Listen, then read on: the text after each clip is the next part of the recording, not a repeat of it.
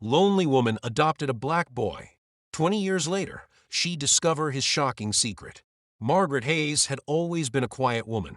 Her neighbors knew her as the one who fed stray cats, who brought lemon tarts to bake sales, who always kept her garden tidy, even after her husband passed. She lived in a two-bedroom cottage near the edge of town, surrounded by books and memories. The silence never used to bother her until the day it did.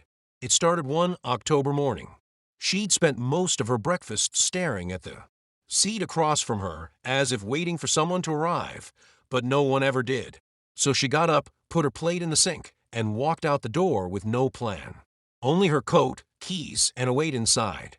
That's how she ended up at the city orphanage. She hadn't been there in years, not since she volunteered one Christmas. But when she walked through the gates, something pulled her forward like a tide. Perhaps fate. Inside the rooms buzzed with noise, children laughing, babies crying, volunteers bustling. Then she saw him, a baby boy, sitting silently in a bassinet near the window, eyes wide open, staring at nothing and everything all at once. He wore a red hoodie that didn't fit. His skin was dark, beautiful, and flawless. But what stopped Margaret cold were his eyes. Icy blue, clear as glass. She stepped closer. A tiny bracelet wrapped around his wrist made of cloth and buttons. 2 faded letters stitched onto the fabric. Ka. What's his name? She asked one of the staff. No name on record. Left here about 2 weeks ago. No one's come. Looking. Probably another border case. Happens more than it should. Has anyone considered adoption? The woman shook her head. He doesn't have papers. The system's still figuring it out. Margaret stared at the baby again. He wasn't crying, just watching. I'll take him, she whispered. It took months of navigating bureaucracy, court filings, and special permissions, but Margaret didn't waver. She named him Cairo. And when he was finally home, she held him against her chest and felt something inside her shift. Cairo grew fast. He rarely cried, almost never got sick, and showed signs of unusual intelligence before he could even walk. By 2, he could mimic any sound. By 5, he taught himself to read labels and maps. By 7, he was decoding puzzle boxes and fixing Margaret's broken toaster like he'd done it before. But there was more. Cairo sometimes spoke words in his sleep. Words Margaret couldn't place. Rhythmic, melodic syllables, not gibberish, but a language. Once he woke up whispering them.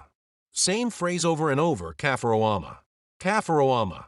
She recorded it and played it for a local language professor. He said it resembled fragments of an old dialect from an African coastal tribe thought to be nearly extinct. Margaret was stunned. When she asked Cairo about it, he only said, I don't know how I know. It's just in me. She never pushed further. At 10, Cairo began asking real questions. Where do I come from? Why are my eyes different? What does my bracelet mean? Margaret told him everything she knew, which wasn't much. But she promised, if you want to search, I'll help you. He nodded, but instead of searching, Cairo studied.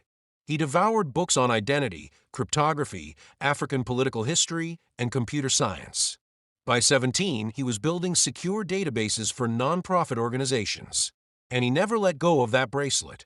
He wore it like armor. One winter, Cairo found something. He'd been scanning archived immigration files when a symbol on one document caught his attention. A seal almost invisible embedded on a page from 2002. It matched the symbol etched faintly onto the plastic bead of his bracelet. He dug deeper. The seal belonged to an organization long shut down, the Kadura Initiative. It had ties to a former political figure from a West African country called Vantara.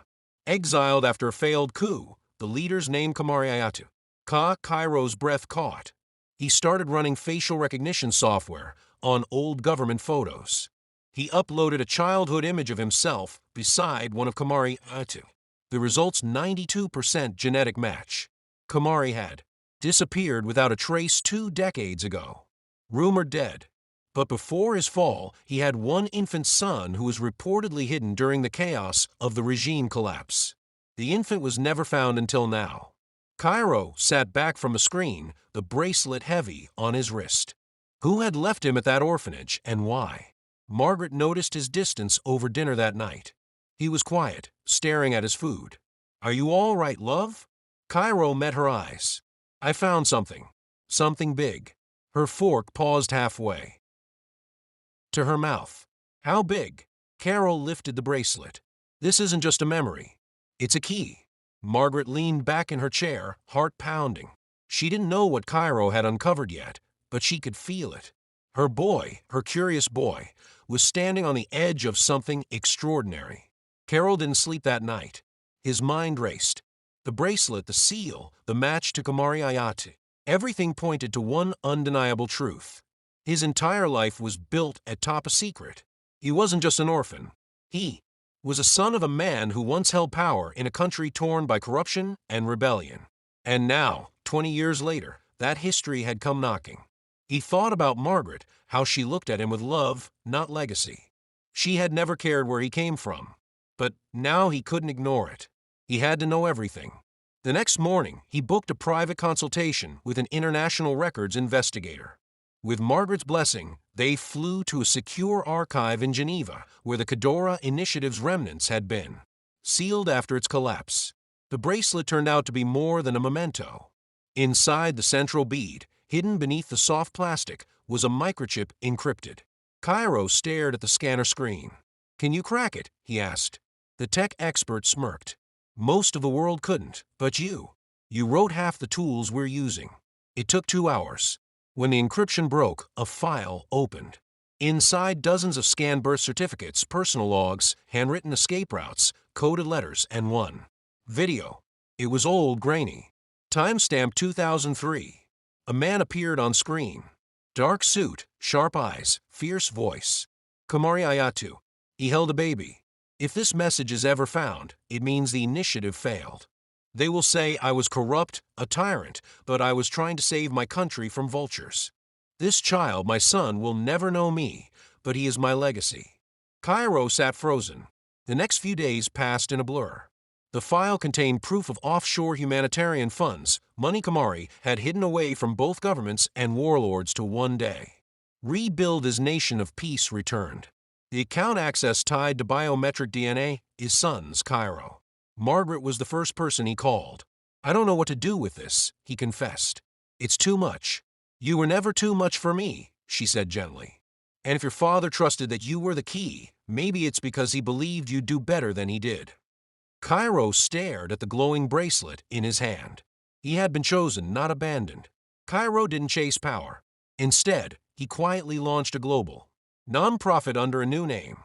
Using the hidden humanitarian funds, he built clean water systems, schools, and tech learning centers, starting in Ventura, then expanding across continents. Journalists speculated on the mystery donor. His face was never published, but whispers of Project Cairo reached places even the Cadora Initiative couldn't. One afternoon, Cairo returned home and found Margaret sitting on the porch sipping tea and smiling. "I saw a headline today," she said. "Anonymous benefactor rebuilds abandoned hospital in Cairo province." He chuckled. "I like that one." She leaned forward. "But you're still my boy, right?" Cairo Unk's voice softened. "Always." He sat beside her, resting his head on her shoulder. The breeze rustled the trees. Somewhere down the block, a group of kids laughed as they chased each other. And in that moment, the boy with the blue eyes, the one who used to whisper in his sleep and fix broken toasters, knew exactly who he was. Not just the son of a fallen leader, not just a name stitched into an old bracelet. He was a man raised by love, shaped by truth, and trusted with a legacy meant to heal. And finally, after 20 years, he wasn't searching anymore. He was home. Later that year, Cairo was invited to speak anonymously at a UN-sponsored youth summit. They wanted to know how a single foundation had quietly impacted over 400,000 lives in less than 2 years. Cairo wore a plain gray suit and stood behind a frosted panel unseen, but heard. "I was raised by someone who taught me that love doesn't need to ask where you come from to decide your worth. I am here because someone saw me not as a mistake, but as a beginning." Applause echoed. Backstage, a UN official approached him. "If you ever want to meet with Vontara's new government, they'd welcome you. You have influence. You could run for office even." Cairo shook his head with a gentle smile. "That's not why I came back. I'm not a kingmaker. I'm a gardener. I'm here to plant something better." That night, he flew home to Margaret, who was knitting a sweater for the neighbor's baby. She looked up. "You were amazing," she said, having watched the speech online. "You watched?" he asked, surprised. She nodded. "Always." They sat together by the fireplace, sipping hot cocoa. As the world outside turned quietly, they needed nothing more.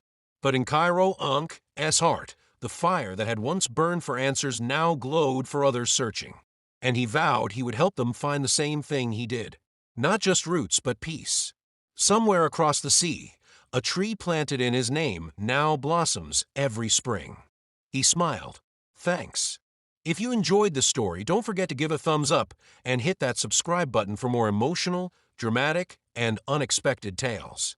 And let us know in the comments, where in the world are you watching from? We love hearing from all of you. Until next time, stay kind, stay curious, and